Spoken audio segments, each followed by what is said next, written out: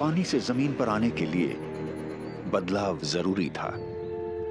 जीवों में गिल्स की जगह फेफड़ों ने ले ली, फिन्स की जगह ली लिम्स ने। जल्दी ही कुदरत ने रफ्तार पकड़ ली। जमीन पर जिंदा रहने की ख्वाहिश जबरदस्त थी। जीव अब उनका वजन संभालने वाले पानी से विदा ले चुके थे, लिहाजा उन्हें ज्यादा मजबूत और दमदार स्केलेटन्स के साथ साथ इधर उधर आने जाने के नए तरीके ढूंढने की जरूरत थी। पानी से बाहर आने का इन्हें एक जबरदस्त फायदा मिला। जानकारी, हवा में आंखों की रोशनी में काफी सुधार हुआ। उनके आंदोलनों की रणनीति बनाने के लिए अधिक समय मिला और ये शिकार और शिकारी दोनों के लिए एक बड़ा फायदा था।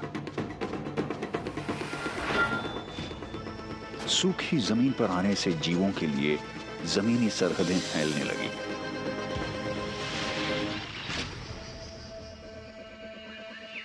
जीवों का एक ऐसा ग्रुप है जो अपनी सीमाओं को लगातार बढ़ाए जा रहा है, वो है ये प्राचीन जानवर। रिसर्च से पता चला है कि पिछले 20 करोड़ साल में इनके पूर्वज कम से कम 3 बार सूखी जमीन से पानी में और पानी से सूखी जमीन पर आने से जुड़ा बदलाव कर चुके हैं। लेकिन फिर मगरमच्छ पानी और जमीन दोनों पर रहने के लिहाज से ढल गए और इस चॉइस के अपने फायदे और नुकसान दोनों हैं। जमीन पर रहने का बड़ा नुकसान यह हुआ कि इनकी रफ्तार घटी। एक लंबी और भारी भरकम बॉडी के साथ आना जाना मुश्किल था। पेट के बल रेंगना एक धीमा समाधान है। लेकिन जमीन पर होने का फायदा एनर्जी। रेप्टाइल्स क्योंकि एक्टोथर्म्स होते हैं तो उन्हें अपने मेटाबॉलिज्म को एक्टिव रखने के लिए धूप सेंक कर अपने शरीर के तापमान को बढ़ाना होता है। एक बार शरीर रिचार्ज हो जाने पर इनकी रफ्तार भी बढ़ जाती है।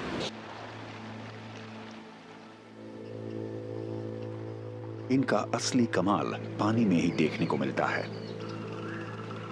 जमीन पर इनकी पूंछ, जो किसी भारी एंकर जैसी होती है, पानी में उतरते ही फौरन एक कमाल का पावर हाउस बन जाती है।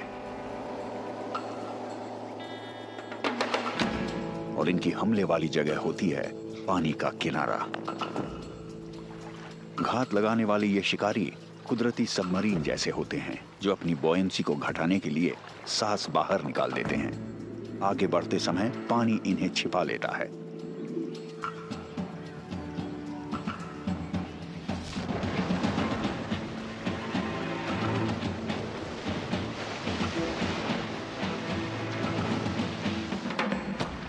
और पलक झपकते ही काम तमाम हो जाता है।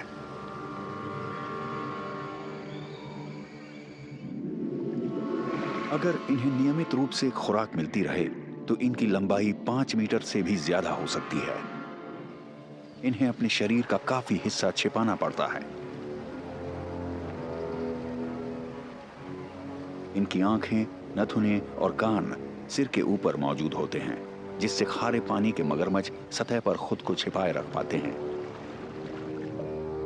पानी के अंदर जाने पर इनकी बाइनोक्यूलर विजन इन्हें अपने टारगेट पर फोकस बनाए रखने में मदद करती है। फिर ये अपनी पूंछ को जोर से पानी पर मारकर तेजी से आगे बढ़ते हैं। ये ड्रैग को घटाने के लिए अपनी टांगों को सिकोड़ लेते हैं। 1 सेकंड से भी कम में ये 2 मीटर तक उछल सकते हैं।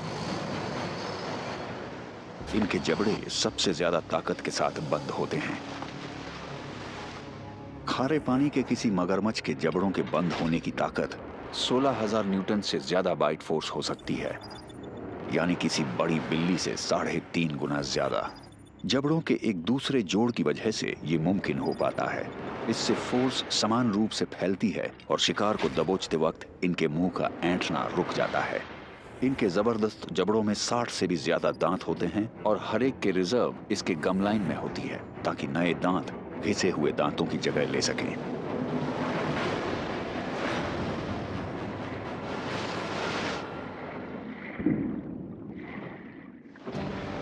यह है कुदरत का एक हैरत अंगेज करिश्मा। ईस्ट अफ्रीका में यह विल्ड बीस्ट का सालाना माइग्रेशन है।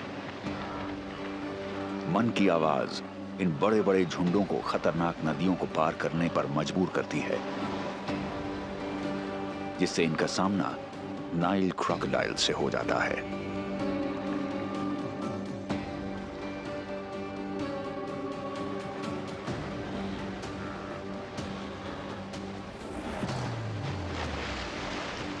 यहाँ सरप्राइज और बेहिसाब ताकत का मेल दिखाई देता है और ये एक जानलेवा गठजोड़ होता है।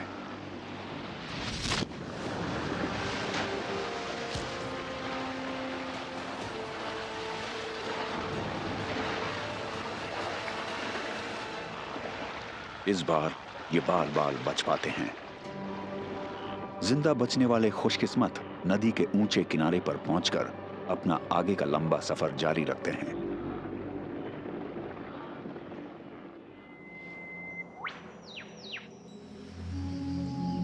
यहां इस जंगल में एक पायनियर मंडरा रहा है। ये मगरमच्छों से भी 2 गुना ज्यादा पुराना जीव है और ये इनवर्टिब्रेट्स करीब 43 करोड़ साल पहले भी पृथ्वी पर मौजूद थे। करीब से देखने पर सेंटीपीड्स यानी कनखजूरे सम्मोहक लगते हैं। कई कांटेक्ट पॉइंट्स की वजह से इन्हें जैसे ग्रेविटी को मात देने वाली सुपर पावर्स मिलती हैं। कोई भी बाधा इनकी टांगों को रोक नहीं पाती है। सेंटीपीड्स छोटी ट्रेन्स जैसे होते हैं। इनके शरीर कई हिस्सों से बने होते हैं और हर कैरेज के पास अपनी टांगें होती हैं। शरीर के पिछले हिस्से में मौजूद टांगें ज्यादा लंबी होती हैं, जिससे पीछे वाले पैरों को चलने के लिए ज्यादा जगह मिलती है और टक्करों की गुंजाइश घटती है। जब कोई सेंटीपीड आगे बढ़ता है तो उसकी अंडुलेटिंग बॉडी उसकी रफ्तार को बढ़ाती जाती है। इनके मूवमेंट में तालमेल रखने के लिए बॉडी के हर हिस्से में एक गैंग्लियन होता है। ये एक छोटे दिमाग जैसा अंग है जो इनके पैरों को कंट्रोल करता है। जब मुख्य दिमाग आदेश देता है तो गैंग्लियंस टांगों को चलाने लगते हैं।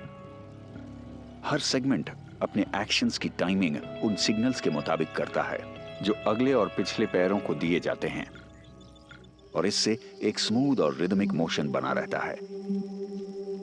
लेकिन ये मोशन बहुत जल्दी ही खतरनाक भी साबित हो सकता है। धीमी प्रतिक्रिया की वजह से ये शिकार फंस गया है। अपने फोसिप्यूल्स यानी अगली मॉडिफाइड टांगों के जरिए ये शिकार में दमदार जहर झोंक देता है। ये टांगे पिंसर जैसे एपेंडेजेस होते हैं। शिकार के निष्क्रिय हो जाने के बाद ये उसे खाना शुरू करता है। पत्तियों से भरी जमीन लड़ाई के एक मैदान जैसी होती है।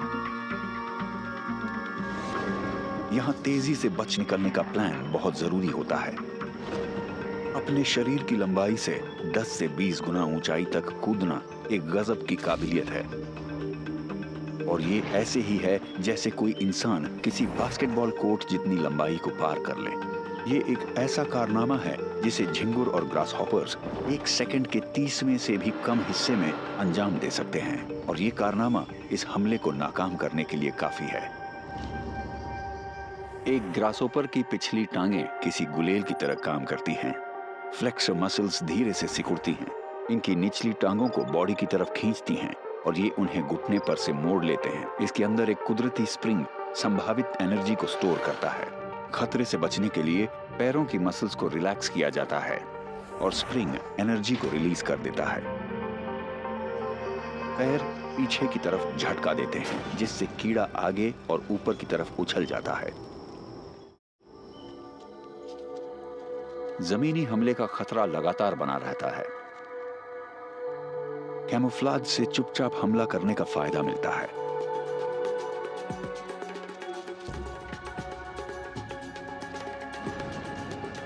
वुल्फ स्पाइडर्स का हमले का तरीका असामान्य होता है।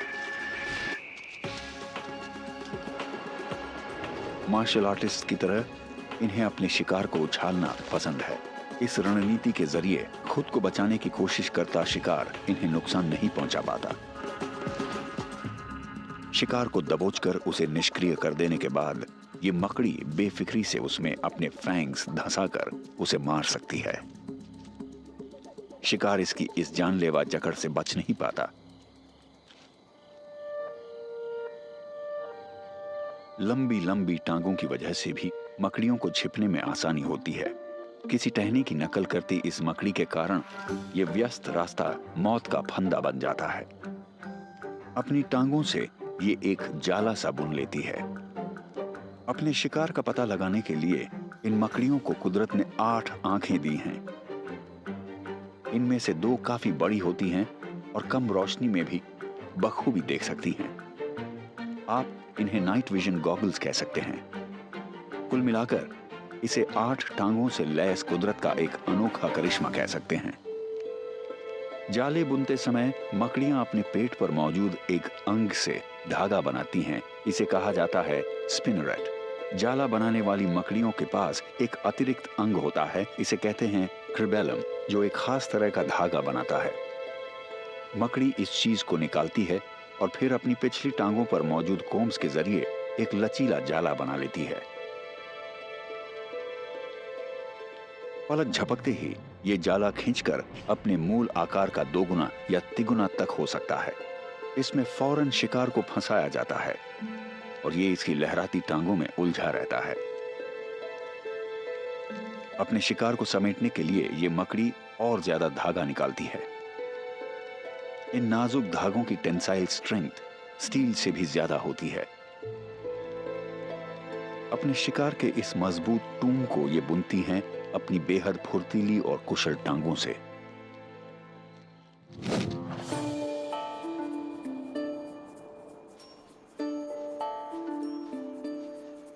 जो जानवर विशाल और बेरहम जमीनी इलाकों में रहते हैं, उनके लिए फुर्तीले अंग बहुत जरूरी होते हैं। ऑस्ट्रेलिया के सबसे बड़े मैमल को कुदरत ने उसके माहौल के हिसाब से शारीरिक तौर पर खूबियां दी हैं। रेड कैंगरूज आउटबैक में घूमते रहते हैं। मॉब्स कहलाने वाले इनके झुंडों में 100 तक सदस्य हो सकते हैं।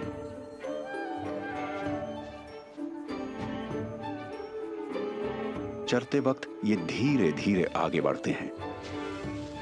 इसे कहा जाता है क्रॉल वॉकिंग। एक अतिरिक्त टांग की वजह से कैंगरूज को 5 पॉइंट्स ऑफ कांटेक्ट मिल जाते हैं।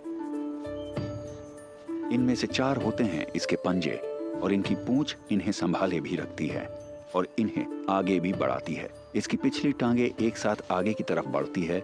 ये संतुलन बनाने से जुड़ा एक कमाल का करिश्मा है। लेकिन इनकी असली खासियत है ये पूरी रफ्तार पर ये एक छलांग में 7 मीटर से भी ज्यादा फासला तय कर सकते हैं। खुराक और पानी की कभी न खत्म होने वाली खोज के दौरान लंबी दूरियां तय करने के लिए ये खूबी बेहतरीन है। इनकी इन गजब की छलांगों को ताकत मिलती है बेहद एफिशिएंट इलास्टिक एनर्जी से। किसी कैंगरू की पिछली टांगे विशाल स्प्रिंग्स जैसी होती हैं। इनमें लंबे टेंडन और मजबूत मसल्स मौजूद होते हैं। किसी छलांग की शुरुआत में कैंगरू के वजन की वजह से टेंडन्स खींचते हैं और इससे इलास्टिक एनर्जी बनती है। जब कैंगरू ऊपर की तरफ पुश करता है तो टेंडन सिकुड़ते हैं और एनर्जी को रिलीज कर देते हैं। किसी छलांग के लिए जरूरी 70% ताकत टेंडन से आती है, जो मसल्स की तरह थकते नहीं हैं और जिन्हें काम करने के लिए ऑक्सीजन की जरूरत नहीं पड़ती। एक बार रफ्तार पकड़ने पर कोई कैंगरू किसी बाउंसिंग बॉल जैसा बन जाता है। उछलते रहने के लिए इनकी टांगों की मसल्स को सिर्फ अतिरिक्त 30% एनर्जी ही देनी होती है और इसके नतीजे में इनकी रफ्तार लगातार बनी रहती है। दौड़ते समय कैंगरूज इतनी ही रफ्तार पर भाग रहे किसी 4 पैरों वाले जानवर से कम एनर्जी इस्तेमाल करते हैं। 50 किलोमीटर प्रति घंटे की रफ्तार से दौड़ते हुए इनके पंजे 1 सेकंड में सिर्फ 2 बार ही जमीन को छूते हैं। इनकी पूंछ सिर्फ एक स्टेबलाइजर ही नहीं होती, बल्कि ये एक काउंटर वेट भी है जो इनकी हर छलांग को और ताकत देती जाती है। लेकिन ये अपने ताकतवर पंजों का इस्तेमाल सिर्फ छलांगे लगाने के लिए ही नहीं करते। इसका इस्तेमाल किक बॉक्सिंग में भी होता है और मेल कैंगरूज के लिए ये वयस्क होने से जुड़ा एक अनुष्ठान है। इस मुठभेड़ से झुंड में इनका रुतबा तय होता है। इस तरह लड़कर ये अपने जीन्स अगली पीढ़ी तक पहुंचाने का हक हासिल करते हैं। और ये कोई खेल नहीं है, ये बहुत ही गंभीर मुकाबला है। ऐसे मुकाबलों के दौरान ये अपने सिर पीछे की तरफ कर लेते हैं ताकि तीखे नाखूनों से अपनी आंखों को बचा सकें, लेकिन ये अपने पेट को इन टक्करों और तीखे और खतरनाक नाखूनों से नहीं बचा पाते। इस दौरान इनकी पूंछों का पूरा इम्तिहान होता है। ये इन लड़ाकों को इनके पंजों पर टिकाए रखती है।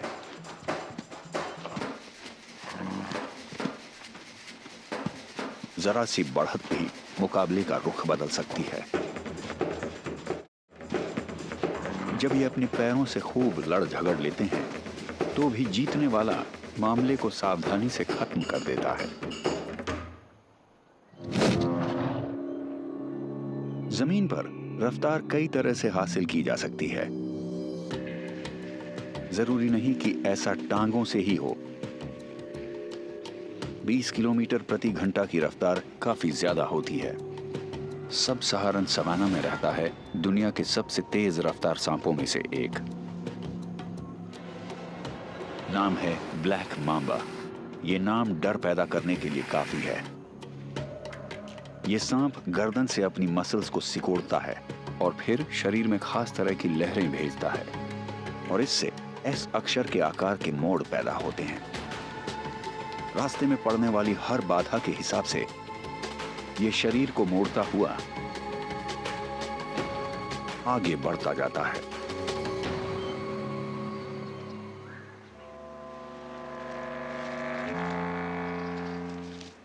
इनका ही एक और रिश्तेदार जिसकी रफ्तार जरा कम होती है एक अलग तरकीब इस्तेमाल करता है।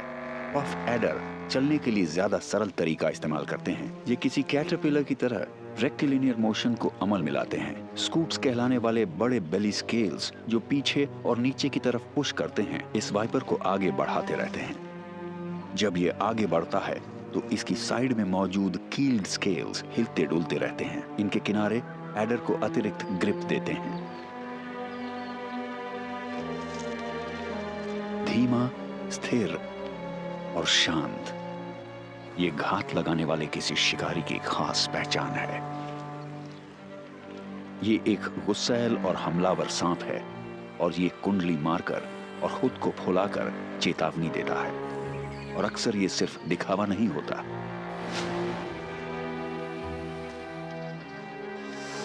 ये 1 सेकंड के चौथाई हिस्से में हमला कर देता है। पफ एडर्स का ये नाम लैटिन है जिसका मतलब है जोरों से हमला करना। ये हमले में इस्तेमाल करते हैं अपने फैंग्स और ये इतने ज्यादा खुल जाते हैं कि लगता है अपनी जगह से अलग ही हो गए हो। हमला करते समय फैंग्स में जमा एनर्जी किसी स्प्रिंग की तरह काम करती है जिससे ये अपने फैंग्स से जानलेवा जहर इंजेक्ट कर देता है और इसकी रफ्तार होती है 1 सेकंड में 72 मीटर। काटने के बाद इसके फैंग्स फिर से अपनी जगह लौट जाते हैं।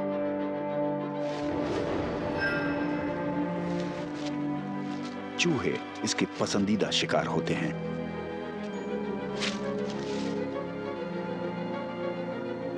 एडर अपने शिकार के ऊपर मंडराता रहता है और इंतजार करता है। इस बीच इसका दमदार जहर अपना असर बढ़ाता है। ये साइटोटॉक्सिन जहर बॉडी टिश्यू को बर्बाद कर देता है। फिर ये अपने जबड़े खोलकर खुराक को निगलने लगता है।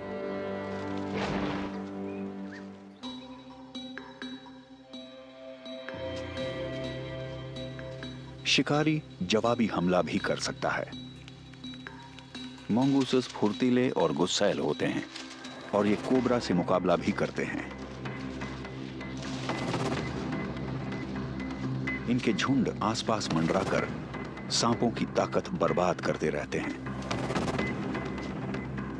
सिर्फ इस तरह फन फैलाने से ही हमले को टाला नहीं जा सकता, पर इनके पास एक प्लान और है। इस तरह सुरक्षित दूरी से खतरे को बेअसर करना। मोज़ाम्बिक स्पिटिंग कोबरा की जहर से दर्द होता है और ये इस तरह 2 से 3 मीटर तक जहर फेंक सकते हैं। इस काम को अंजाम देने के लिए कोई स्पिटिंग कोबरा अपने वेनम ग्लैंड के आसपास की मसल्स को दबाता है 1 सेकंड के 5वें हिस्से में ये अपने शिकार की मूवमेंट भांपकर जहर स्प्रे कर देते हैं। इनकी नजर इस दौरान टारगेट पर जमी रहती है। ये जहर फैंग टिप के पास मौजूद फॉरवर्ड फेसिंग होल से 90 डिग्री के एंगल पर निकलता है। ये इस तरह सिर ऊंचा करके हाई प्रेशर पर जहर को शिकार के चेहरे पर स्प्रे करते हैं। अंधा कर देने वाला ये स्प्रे 90% सटीक होता है। बस एक बूंद से खेल खत्म हो जाता है। तो अगर आंखें इसकी जद में आ जाएं, तो शिकार अंधा हो जाता है।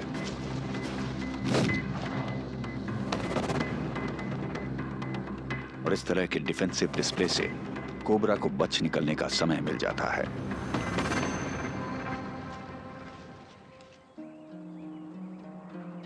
हमारे ग्रह का 1/3 हिस्सा रेगिस्तानी है और इस मुश्किल इलाके के हिसाब से बदलाव भी कई करने होते हैं। नामिब रेगिस्तान जैसी मुश्किल जगह में रहने वाला ये जीव धीरे धीरे अपनी निशानियां छोड़ता जाता है। रेगिस्तान की जिंदगी हमेशा आसान नहीं होती है। यहाँ होती है जबरदस्त गर्मी और फिसलन वाली रेत। लेकिन साइड वाइंडर्स ने यहाँ भी जीने के अनोखे रास्ते निकाल लिए हैं। टीलों की लहरें इसके स्केल वाले शरीर को आगे बढ़ाने के लिए काफी है। सिर के नीचे की तरफ हिलते हुए कोई साइड वाइंडर स्नेक अपने शरीर के कुछ हिस्से को उठाते हुए उसे साइड की तरफ लहराता है और शरीर का वो हिस्सा कुछ समय के लिए रेत पर टिकता है। यह होता है पिवट पॉइंट। इस बीच बाकी शरीर किसी सस्पेंडेड लूप की तरह हवा में उठा रहता है। ये लूप पूरे शरीर से होते हुए पूंछ तक पहुंचता है, जो होता है इसका दूसरा पिवट पॉइंट। जब तक पहला लूप पूंछ तक पहुंचता है, दूसरा सिर की तरफ से शुरू हो जाता है। यह सिलसिला बराबर जारी रहता है। सिर्फ 2 कांटेक्ट पॉइंट्स होने के कारण गर्म और अस्थिर रेत से सांप का संपर्क कम से कम होता है। ये एक ऐसी स्केली कॉइल जैसा लगता है जो टीलों पर आगे बढ़ रही हो। रेत किसी सनस्क्रीन और छिपने की किसी जगह का भी रोल निभाती है।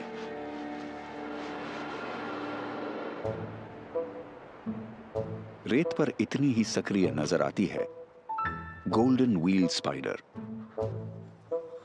इसका पीछा कर रहा है एक स्पाइडर वॉस्प। ये बेरहम पैरासाइट एक खतरनाक मिशन पर है।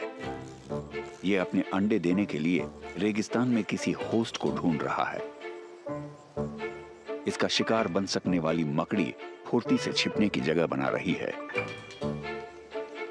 गोल्डन व्हील स्पाइडर्स खोदने में माहिर होती हैं। सिल्क से सुरक्षित इनके बिल टीलों में आधा मीटर की गहराई पर होते हैं।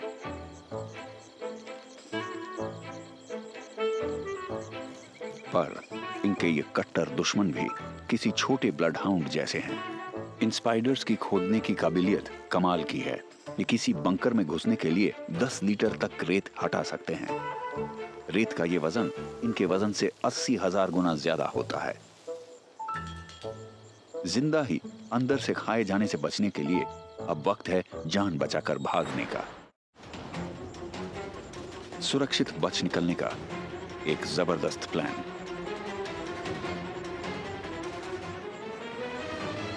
ये रेतीले टीलों पर से 1 सेकंड में 20 चक्कर खाते हुए लुढ़कती जाती है। टीलों की तीखी ढाल इनके बड़े काम आती है। यह है ना कमाल का बचाव। नामिब रेगिस्तान के बेरहम माहौल से अब चलते हैं नॉर्थ अमेरिका के सर्दियों वाले एक जंगल में।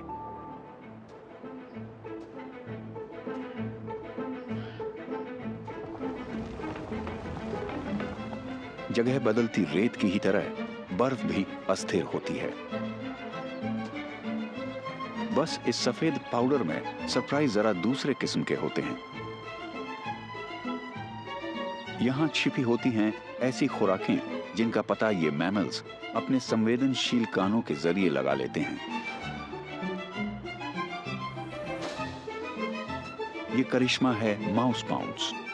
इसमें ये खुराक को पाने के लिए बर्फ में सुराख बना डालती है।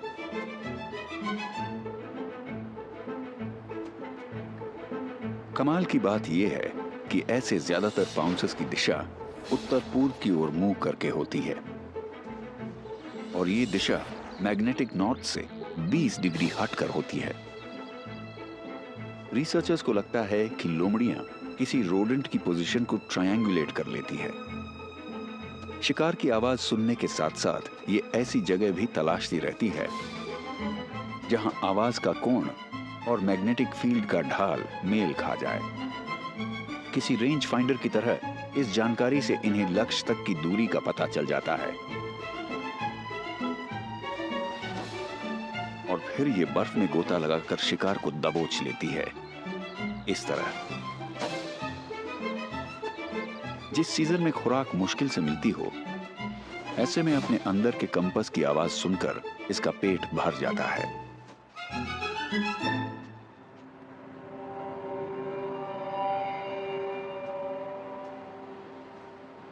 भूख ने नॉर्थ अमेरिका के इस जीव को अपनी मांद से निकलने पर मजबूर कर दिया है। गहरी बर्फ बॉबकैट के लिए चुनौती साबित हो सकती है। सर्दियों में इस तरह के एडवेंचर के लिए काफी ताकत चाहिए। इनके छोटे पंजे इस पाउडर जैसी बर्फ में धंस जाते हैं। अपनी ताकत बचाने के लिए ये सख्त हो चुके रास्तों या बर्फ से बाहर निकले लट्ठों और चट्टानों पर चलती है। बॉबकैट्स तैर सकती हैं, पर ऐसे बर्फीले हालात में इसे छलांग लगाना बेहतर लगता है। ये 1.5 मीटर की ऊंचाई तक छलांग लगा सकती है और इससे 2 गुनी दूरी एक सीधी छलांग में तय कर सकती है। शिकार पर घात लगाने में यह खूबी बड़ी काम आती है। इसकी छलांग 2 चरणों में होती है। पहले चरण में ये बिल्ली चारों पंजों पर सिकुड़ सी जाती है। इसकी कॉन्ट्रैक्टिंग मसल्स पीछे को मुड़कर ताकत स्टोर करती हैं और फिर लॉन्च वाले चरण में ये अपने अगले पंजे उठाकर अपनी पिछली टांगे फैलाती हैं और अपने मसल की ताकत रिलीज करती है, जिससे ये आगे को उछलती हैं।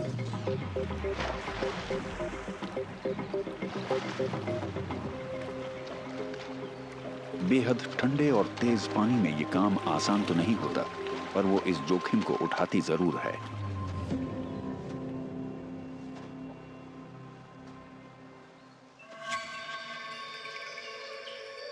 जंगल, जमीन पर मौजूद कई स्तर वाले पर्यावरण जो हमारी पृथ्वी के करीब 30% जमीनी हिस्से पर मौजूद है। पर इन हरे भरे पर्यावासों में एक से दूसरी जगह जाने के लिए फुर्ती चाहिए।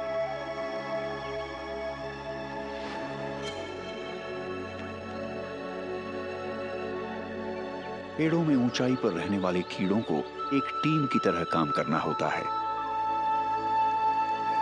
यहाँ की डालियां इन वीवर एंट्स के लिए किसी व्यस्त हाईवे जैसी है।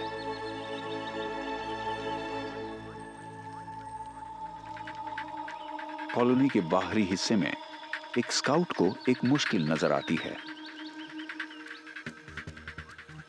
यहां उसे मिलता है खतरनाक घुसपैठियों का एक जत्था। यह है ट्रैप जॉ एंट्स। इनके मैंडिबल्स 1 सेकंड में 65 मीटर की रफ्तार से काटते हैं और ये सबसे तेज शिकारी अंगों में शुमार हैं। आमतौर पर किसी चींटी के जबड़े यूं फैले रहते हैं 180 डिग्री पर। एक लैच मैकेनिज्म इन्हें काबू में रखता है।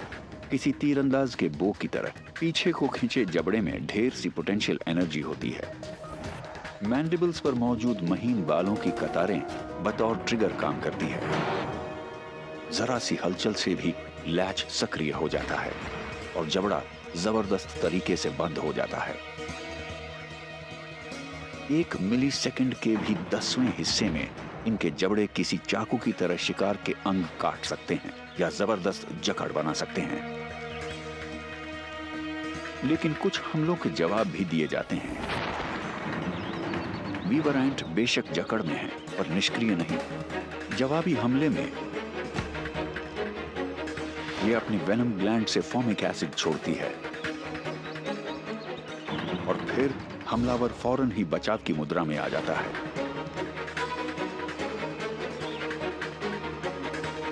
खतरा पेश होने पर कोई ट्रैप जॉ एंट बड़ी तेजी से खतरे से दूर हो जाती है। इस झटके की ताकत चींटी के वजन से करीब 400 गुना ज्यादा होती है, जिससे ये अपनी जान बचा लेती है।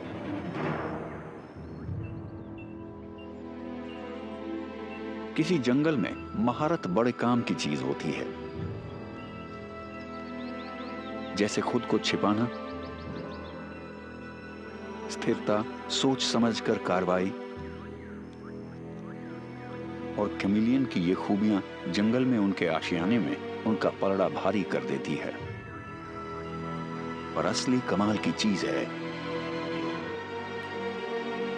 ये अपनी आंखों की बदौलत 180 डिग्री दाएं बाएं और 90 डिग्री ऊपर नीचे देख सकते हैं। यानी कैमिलियन की आंखों से कुछ नहीं बचता। ये अपने आसपास बखूबी देख पाएं, इसलिए इनकी खास शारीरिक बनावट के कारण इनकी आंखें आराम से घूम पाती हैं।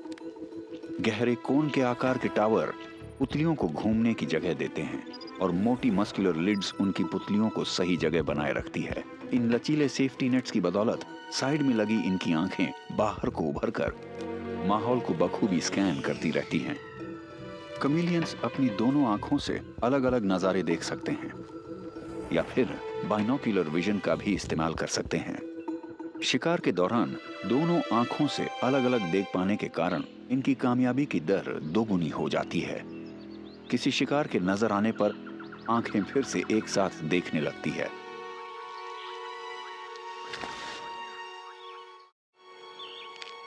संभावित खुराक तक पहुंचने के लिए ये भी जंगल की ताल के साथ ताल मिलाते हैं।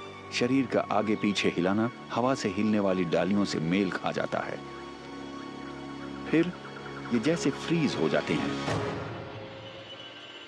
और उसके बाद ये किसी स्पोर्ट्स कार से भी दोगुनी रफ्तार पर अपनी जीभ निकालते हैं। किसी कैमिलियन की जीभ का छोर होता है चिपचिपा, साथ ही इसमें होती हैं एक्सेलरेटर और रिट्रैक्टर मसल्स। जीभ को तेजी से बाहर निकालने के लिए मसल्स को सिकोड़ा जाता है, जिससे इलास्टिक टिश्यू खींचकर पोटेंशियल एनर्जी को स्टोर करते हैं। छोर पर लगा हुआ पैड चिपचिपा भी होता है और दमदार भी। फिर रिट्रैक्टर मसल्स सिकुड़ते हुए शिकार को खींच लाती हैं।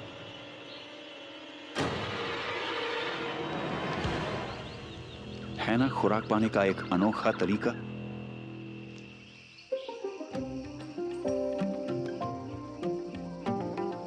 जमीन पर मौजूद 80% जीव जंगलों में रहते हैं। सेंट्रल अमेरिका के पेड़ों की चोटियों पर स्पाइडर मंकी अपने करतब दिखाते रहते हैं।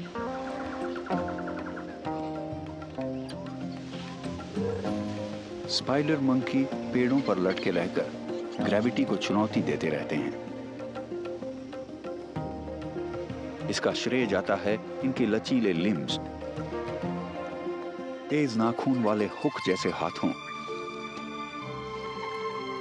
और पकड़ बनाने वाली पूंछ को।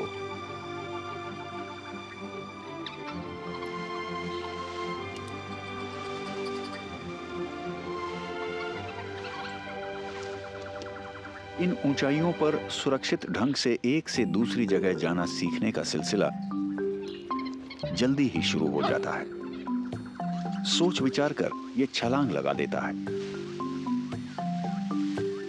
कई महीने तक मां की पीठ पर सवारी करने के बाद अब हाउलर मंकी का ये बच्चा अपनी दुनिया खोजने को तैयार है।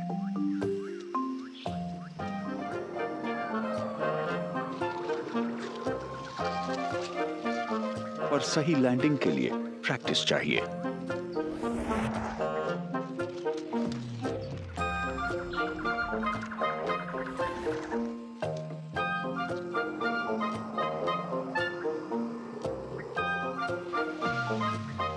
ये सीखने से जुड़े इस जोखिम भरे काम को चुनौती के पूरा होने तक दोहराता रहता है।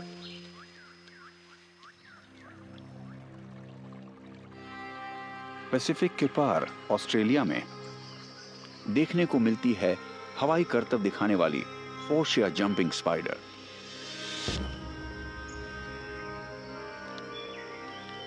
उछलने की अपनी इस काबिलियत के बल पर ये अपने शरीर की लंबाई से 50 गुना तक उछल सकती है।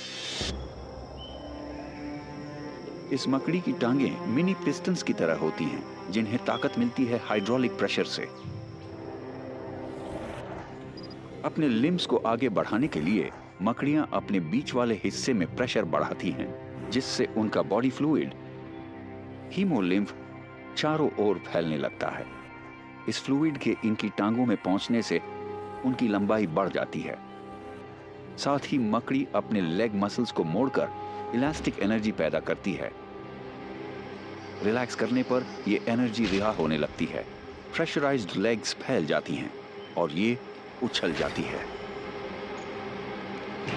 किसी पैराशूट के बजाय ये मकड़ी एक सिल्की ड्रैग लाइन निकालती है। ये एक नाजुक मगर असरदार ब्रेक का काम करती है। इनके कूदने का एक मकसद है, अपने से बड़े जहरीले शिकार पर खतरनाक हमला करना। इस छोटी से कातिल का सामना है एक ऑब स्पाइडर से, जिसका साइज इससे 3 गुना है। इस तरकीब में खतरा है। अगर चाल सही नहीं चली तो नतीजे गंभीर और फौरन हो सकते हैं। बड़े शिकार का पलड़ा भारी है। ऐसे में ये मकड़ी एक अलग तरीका अपनाती है।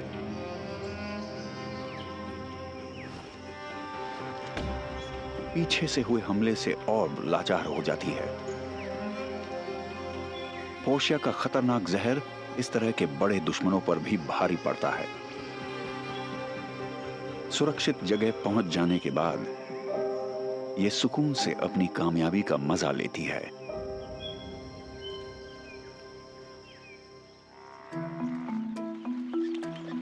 अफ्रीकन सवाना में पानी एक दुर्लभ चीज है। ऐसे में सबसे ऊंचे कद वाले मैमल्स फायदे में रहते हैं। अकेशिया के कांटेदार पेड़ इन्हें कुछ नमी मुहैया कराते हैं। अपनी प्यास बुझाने के लिए इन्हें ये अजीबोगरीब कसरत करनी पड़ती है। इन्हें नीचे झुककर अपनी टांगें फैलानी होती हैं। शुक्र है कि जिराफ को हर कुछ दिन में ही पानी पीना होता है, पर इस अजीब पोजीशन में ये खतरे में रहते हैं। अपने कद की बदौलत ये दूर से ही अपनी तरफ बढ़ते किसी खतरे को देख लेते हैं, एक सुरक्षित जगह से, और उसके नजर आते ही 9-2-11 हो जाते हैं। इनकी अधिकतम गति 55 किलोमीटर प्रति घंटा होती है।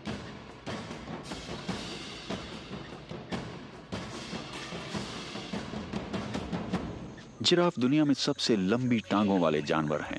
किसी अडल्ट जिराफ की टांगों की लंबाई होती है 1.8 मीटर। इनकी अगली टांगें लंबी लगती हैं, पर पिछली और अगली टांगों के बीच फर्क होता है सिर्फ 10% का, और ये बड़े अजीब ढंग से चलते हैं। ये शरीर की एक ही साइड की दोनों टांगों को एक साथ मूव करते हैं। इनकी गर्दन में सिर्फ 7 सर्विकल वर्टिब्रे होती हैं, यानी ज्यादातर जानवरों जितनी ही, पर हर वर्टिब्रे की लंबाई होती है करीब 25 सेंटीमीटर, जिससे इनकी गर्दन की लंबाई हो जाती है लगभग 2 मीटर। वर्टिब्रे को जोड़ने वाले स्पेशल बॉल और सॉकेट जॉइंट्स से जिराफ की गर्दन को कमाल का लचीलापन मिलता है। ये इसे 360 डिग्री के कोण पर घुमा सकते हैं। कुदरत ने बेशक इन्हें हड्डियों वाले 2 ऑसिकोन्स दिए हैं, पर ये इनके बुनियादी हथियार नहीं हैं।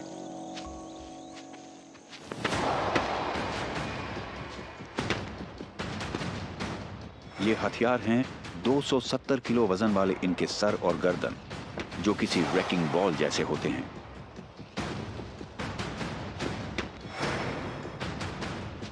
इन दोनों की आपस में जबरदस्त टक्करें होती हैं। इस एक्शन को कहा जाता है नेकिंग, और ये मुकाबला दबदबा कायम करने को लेकर हो रहा है। मिलन का हक पाने के लिए जबरदस्त मुकाबला चल रहा है। ऐसे मुकाबलों में जबड़ों और गर्दनों का टूटना आम बात है।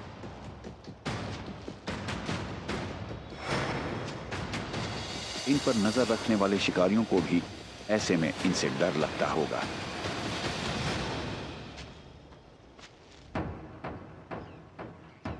अफ्रीका के खुले और विशाल मैदान इन तेज तर्रार फीलाइंस के लिए बेहतरीन रेस ट्रैक जैसे हैं। शरीर पर मौजूद धब्बे इन्हें छिपाने में मदद करते हैं और ये शिकारी अपने शिकारों को दिखाई नहीं देता।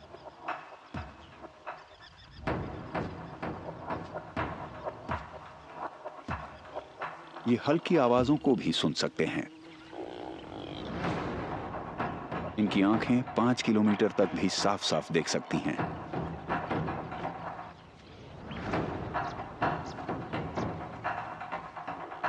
और नाक तो गंध का पता 10 किलोमीटर दूर से भी लगा लेती है। शिकार के दौरान कोई चीता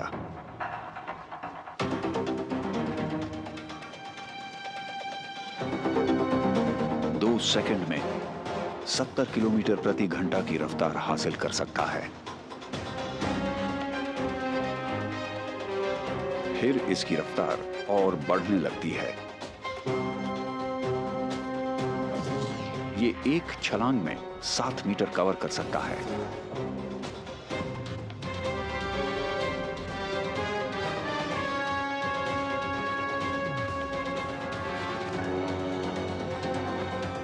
चीता सबसे तेज रफ्तार जमीनी जानवर है। इसकी अधिकतम गति होती है 112 किलोमीटर प्रति घंटा। कोई स्प्रिंगबॉक हिरन इससे आगे नहीं निकल सकता। कुदरत ने चीतों को रफ्तार बढ़ाने के लिए कुछ खास चीजें दी हैं। छोटे और ब्लंट नाखून रनिंग क्लीट्स की तरह जमीन में धंस जाते हैं, जिससे इन्हें भागते समय ट्रैक्शन मिलता है। पंजों के नीचे मौजूद पैड किसी टायर की तरह मुड़ते समय स्थिरता देते हैं। इनके लंबे पैरों को ताकत मिलती है बड़ी मसल्स से, जिनमें फास्ट ट्विच फाइबर्स होते हैं, जो आम मसल्स के मुकाबले ज्यादा तेजी से सिकुड़ते हैं। अपनी अधिकतम रफ्तार पर किसी चीता का एक्सेलरेशन रेट 1G मार्क से भी ऊपर निकल जाता है, यानी फोर्स ऑफ ग्रेविटी से भी थोड़ा ज्यादा।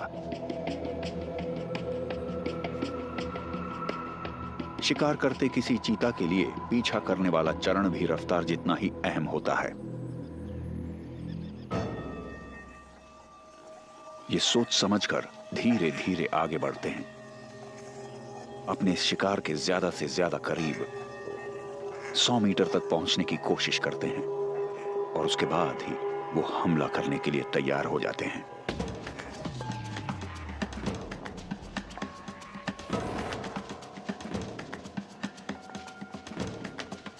रफ्तार के मामले में तो जैसे कुदरत ने चीते को सारी कायनात ही दे डाली है। इसका स्केलेटन लंबा और हल्का होता है।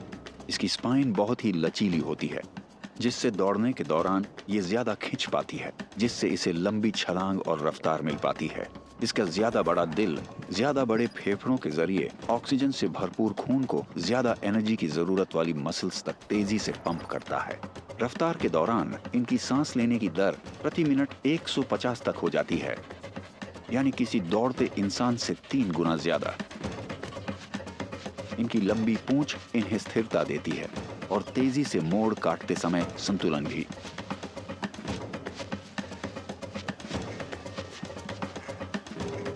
और बेहद तेज दौड़ने वाले इन जीवों की भी अपनी सीमा है, 400 से 800 मीटर।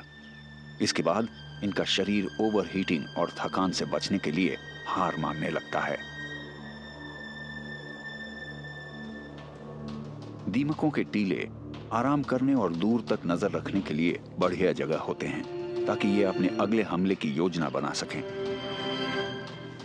ये हैं माइग्रेट करते विल्डबीस्ट। इनकी अनदेखी करना आसान नहीं। एक वयस्क के मुकाबले आधे वजन और साइज का होने की वजह से चीता एक बच्चे को ही चुनता है।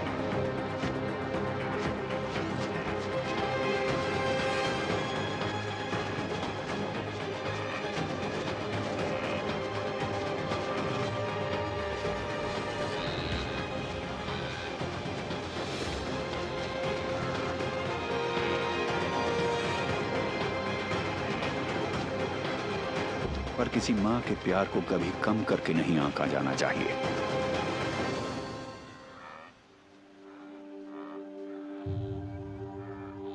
इस पृथ्वी पर बसने के लिए कमाल के जीवों ने खुद में बदलाव किए हैं। इनकी खूबियों और परिवर्तनों को आकार दिया है इनकी जिंदा रहने की संकल्प शक्ति ने। जमीन को जीतने के बाद अब कुदरत हाथ आजमाएगी आसमान पर। इन जीवों में जान डालती है महत्वाकांक्षा, हिम्मत, जिद, इच्छा, नए इलाकों को खोजने की हसरत। ये मात देते हैं ग्रेविटी को। तो आगे देखेंगे इन जीवों की अगली बड़ी उपलब्धि।